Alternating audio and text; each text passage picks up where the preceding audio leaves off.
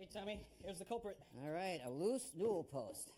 Well, you know, sometimes these newel posts are built of solid pieces of wood, and sometimes they're individual pieces of wood, one on each side. Now, if I look down the side, right down here on the bottom, I can actually see a joint that runs up the post. So that tells me that this is actually a hollow post made of 4 individual pieces of wood.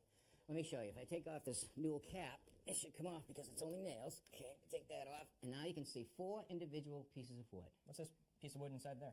That's actually filler board, and that goes down far enough so they will have nailing to fasten the railing to the newel post. Now, this was originally nailed probably into the riser here, maybe into the tread, and also into the skirt board here. And over time, as people come up the stairs and they pull on it, they pull the nails, loosening the connection.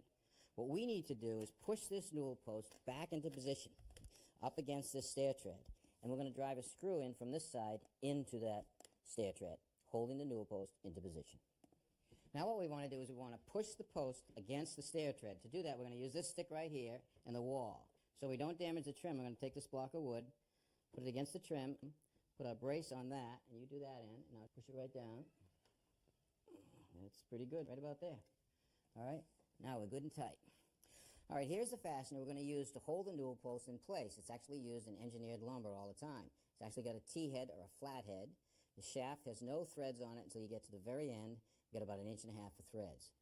Now what I want to do is I want to fasten this newel post as high up as I can. The best place is into this stair tread. Now the first thing I want to do is I want to drill a hole just for the head so we can countersink that. I'm using a spade bit and I'm drilling a hole just deep enough to set the head of the screw. All right, let's see how that is.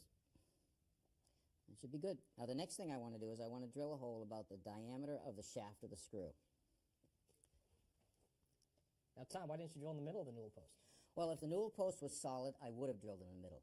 But it's actually made of 4 individual pieces of wood. And this piece on the side is in between the front and the back. So if I drilled into this piece right here in the middle, when I tightened the screw up, this piece would slide in or split, not giving me any strength. What I want to do is I want to drill a hole through the newel post so that the screw ends up in the center of the tread. If I go too high, the screw will come out the top. If I go too low, the screw will go out the bottom. Then I won't have any structure for the screw to hold. To make sure that my drill is level with the tread, I'm actually going to use my speed square to guide it. By using a short bit, I have less chance of it wandering as it goes through the post.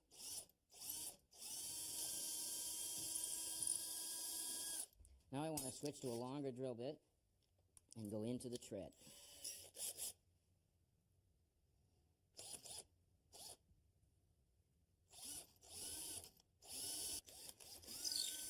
Okay, I'm through the newel post and just into the edge of the tread. Now what I want to do is swap out my drill bit to a smaller one. The reason I'm swapping out the drill bit for a smaller one is because I want more of the threads to bite into the wood.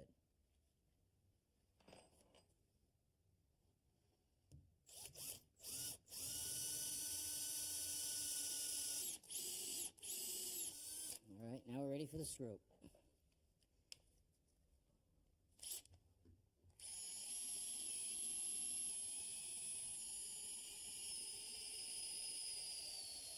All right, James, let's take that brace out. All right, that's it. That's it? One screw? That's all we need. Okay, now all we want to do is fill the hole and cover the screw head.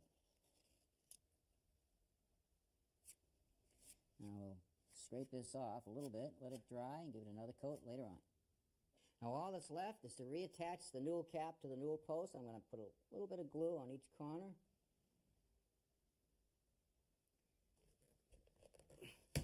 There you go. Don, this is great. Thanks for helping us. My pleasure. It's nice and solid now.